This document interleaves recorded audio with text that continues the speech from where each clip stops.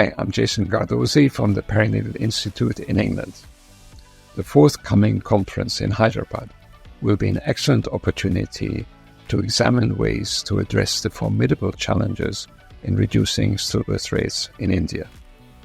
We know from our own work in the UK, as well as other countries, that many stillbirths are preventable, and our main focus has been the identification and avoidance of stillbirth risk associated with fetal growth restriction.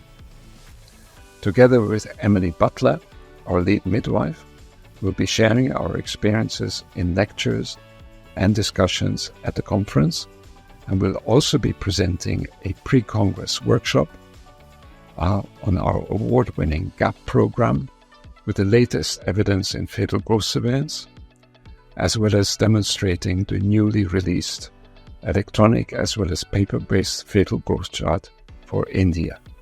So we look forward to seeing you in September.